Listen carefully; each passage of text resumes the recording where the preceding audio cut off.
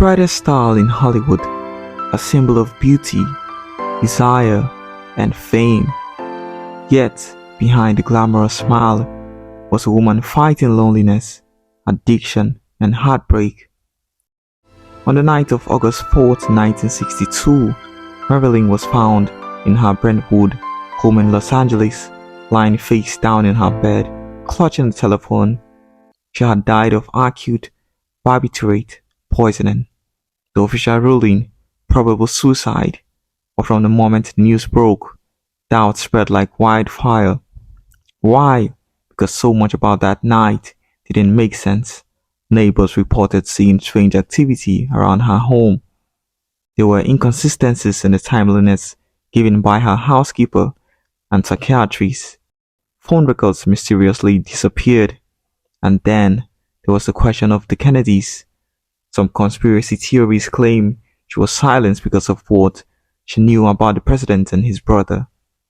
Others argue she had threatened to reveal secrets in a diary that was never found. But here's the question. To understand Marilyn Monroe's death, do we have to understand her life? Marilyn wasn't born Marilyn, as you know.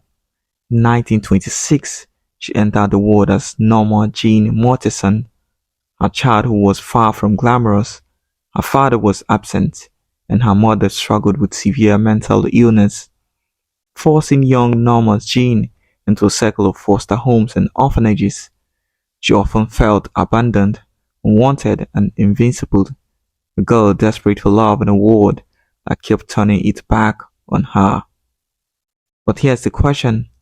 Did that loneliness drive her to chase fame, or was fame simply an escape from her pain? Modeling gave her a way out. The cameras adored her. Soon, Norma Jean disappeared, replaced by a carefully crafted persona, Marilyn Monroe. By the 1950s, she was Hollywood's golden girl. Films like Gentle Men Prefer Blondes and Some Like It Hot made her an international sensation. Men adored her, women envied her, and the studios saw her as a guaranteed box office hit. But Marilyn herself felt trapped in a role she didn't choose. She longed to be taken seriously, to be seen as more than a sex symbol. Boldly, she founded her own production company, an unheard of move for women in her time. It was a declaration of independence, but Hollywood resisted. So here's the question. Was Marilyn truly living her dream, or was she caught in a cage built by Hollywood itself? Her personal life was equally turbulent.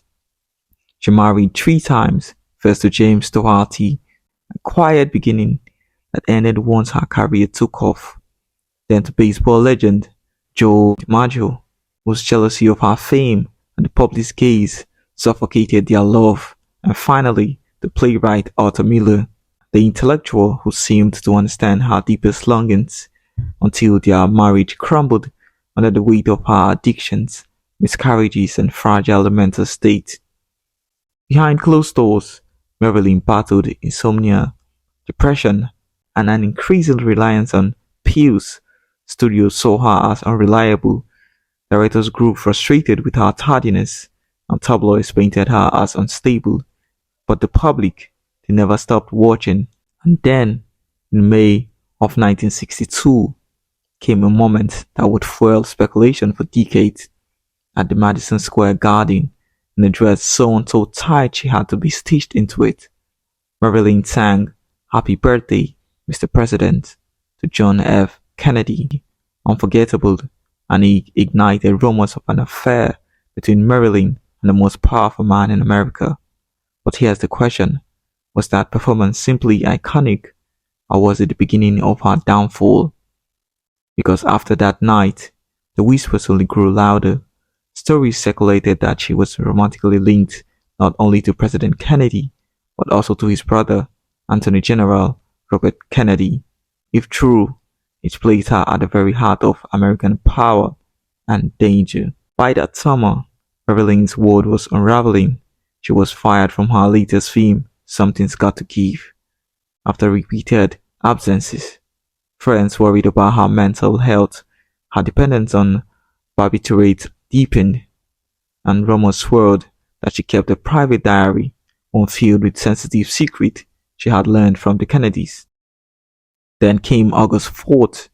Marilyn was found dead in her home, a glass of water by her bedside, an empty pill bottle nearby. The official ruling, suicide, but even now, decades later, the details don't add up. Why did her phone records vanish that night? Why did her housekeeper's story keep changing? Why did Robert Kennedy reportedly visit her home the very day she died? And what happened to that mysterious diary? Some believe it was suicide, the tragic end of a woman broken by fame, loneliness, and addiction. Others insist it was an accidental overdose, a dangerous mix of pills in a fragile body. And then there are those who believe Marilyn was silenced, her ties to the Kennedys, the mafia, even whispers of CIA involvement, fueling theories of a cover-up. But here's the question: was Marilyn Monroe the architect of her own tragedy, or was she the victim of forces far bigger than herself? More than 60 years later, her death remains one of the greatest mysteries of the 20th century. But one truth is undeniable: Marilyn Monroe was more than just a star.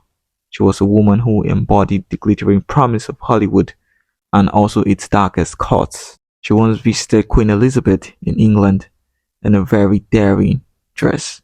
Marilyn Monroe is the star who burned too brightly, the woman the world could never forget, the mystery we may never solve.